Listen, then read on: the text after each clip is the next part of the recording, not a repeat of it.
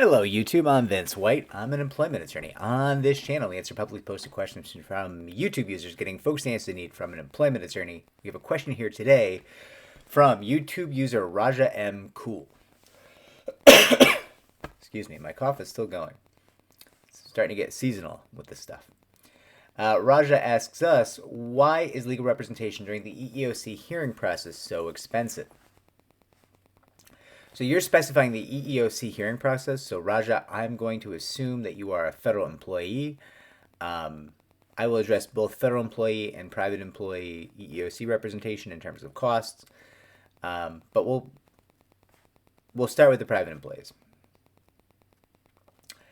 So first and foremost, EEOC representation done right to really add value and reduce risk is going to require extensive expertise and training. Like, you're going to have to go to undergrad, you're going to have to invest in, undergrad, you're going to have to invest in law school. And then because law school doesn't actually teach you anything about this field, you're going to have to pass your bar examination somewhere and work in this field for years before you're necessarily worthwhile to work a case alone at the EEOC level. And listen, that's not always true. There's definitely people who come in, have been doing it a year, and they're fantastic. But generally speaking, in my mind, it's going to take a couple of years of active training and apprenticeship with a talented firm to get an attorney in this field up to speed. So you're essentially talking a lead time of about a decade of education and on-the-job training before someone is well-suited and fit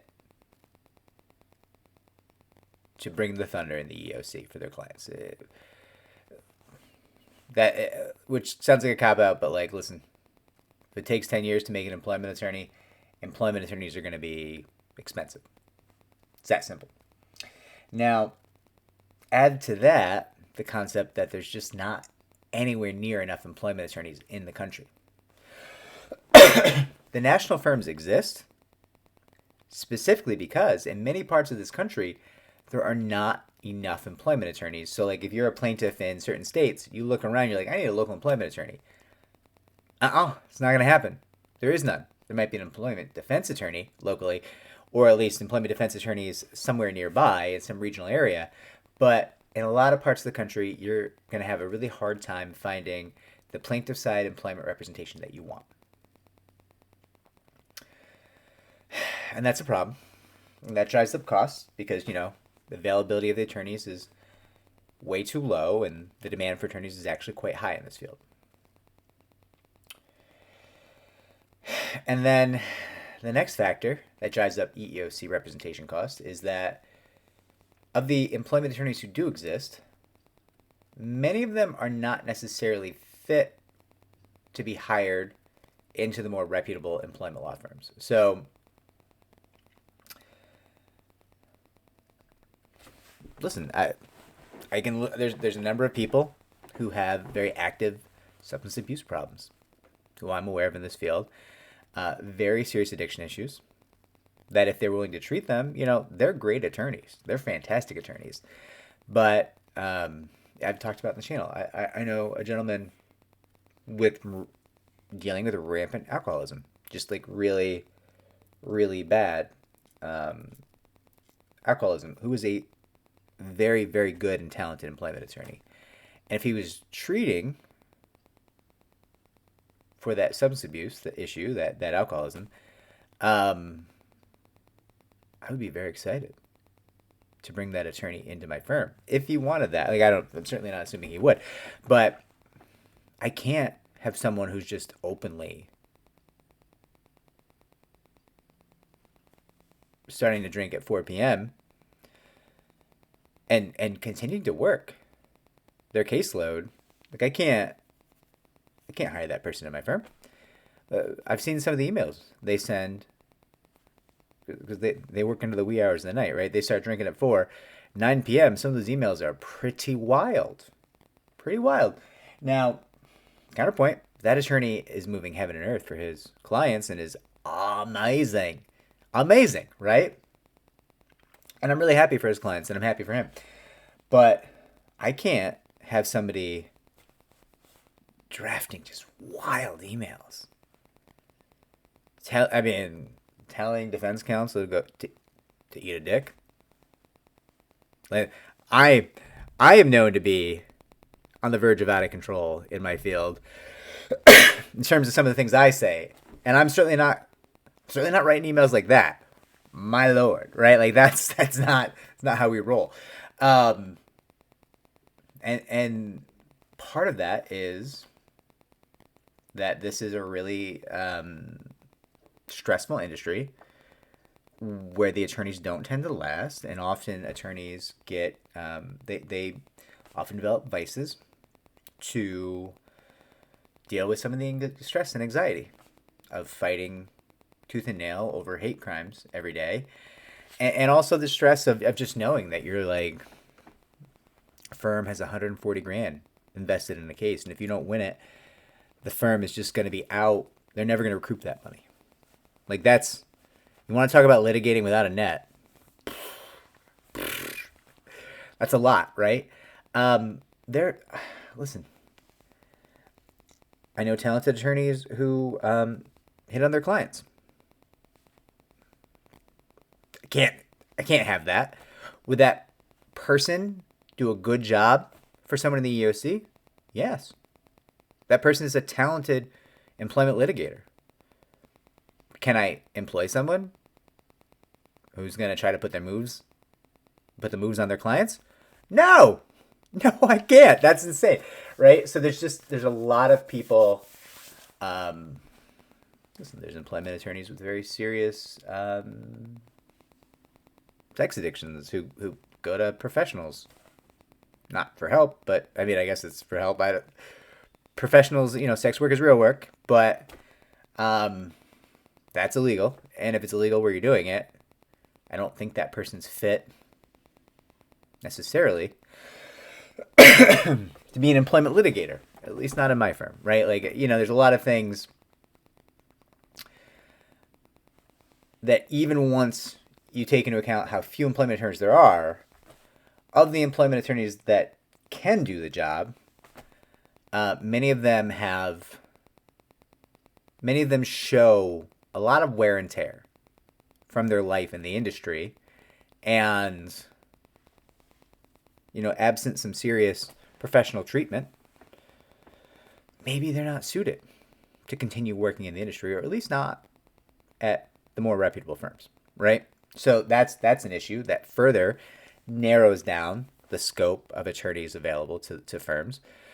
And then firms have to just say, well, we can only handle so many cases because we have to do right by the clients we take. We can't just take 10,000 cases and give each case 20 minutes. That's not going to work. Our duty is to our clients. If we take a case, my mind says that if we take a case, we have to maximize the value of the case. So you got to spend the time, right? So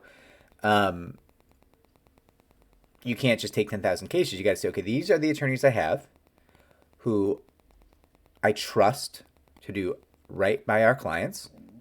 Excuse me. And that's who you have. And that is a limiting factor then on how many cases you can take. That simple, right? And the last issue in terms of EEOC representation that kind of boosts the cost is a lot of employment law firms don't want to handle representation at the EEOC level. A lot of firms are going to tell you, just come to me when you have your right to sue letter. Now, I think that is a terrible idea, and I've always said I think that's a terrible idea. A tremendous amount of damage can be done at the EEOC level by a pro se litigant to amazing cases. Can some of that be repaired at litigation? Yeah, often it can. Some of it can. But why are you introducing all this risk and damage because you're not handling the case from the outset? If you're going to handle a case, get in early, earn your fee, reduce the risk, add the value, spend the time. That's my take on why I think attorneys should handle the EEOC level. That is not the take of many firms. Many firms, and according to many of the people on this channel, most firms are going to tell you, call me when you have a right to sue letter. I only want full litigation. And then, even then, they only want, easy litigation that they think they can win, right? So that limits even further the number of attorneys capable and willing to do EEOC representation for private employees. So essentially, you're asking, why is it so expensive? Well, if you're talking about private employees, it is a lack of available attorneys who are well suited to continue working in this field, at least for the moment, unless they get the training they need or change the way they practice cases or get treatment if they're dealing with an addiction disability or some other vice. Definitely a factor. Now, in terms of federal employees, because you mentioned the hearing process, so I assume you might be talking about federal employees. Why is that so expensive? Super simple. Take the lack of employment attorneys to handle cases, and when you make it for federal employees, just exacerbate that problem like fourfold. There are 4 times the issue of not having enough employment attorneys to handle federal employees is 4x bigger problem than it is employment attorneys to handle private employees. And in part, it's because the federal employee EEOC process is designed to create additional work and to defend the federal government and to keep attorneys jumping through a number of hurdles and doing extra work. Generally speaking, you're not going to have the availability. You're not going to have the same access to juries. And juries can, jury verdicts can be much larger. But there's a tendency towards having judges decide those cases, and that, that's not ideal. So essentially that federal employee EEOC process is designed, in the view of some employment attorneys, to create additional labor and to reduce the potential size of an outcome of a result for their clients. So there's a lot of attorneys who say, listen, there's not nearly enough employment attorneys, so I have a choice. I could go represent private employees and potentially make more money, or I could represent federal employees and potentially do more work and potentially make less money. Now, if you're an employment attorney and you're having trouble getting clients, quick tip, well, 2 quick tips. 1, give away your time. Give away your time helping people, and then you will have more clients than you can deal with. But 2, if you are really having a hard time getting clients as an employment attorney, I would, 1, ask how that's happening, but 2, represent federal employees.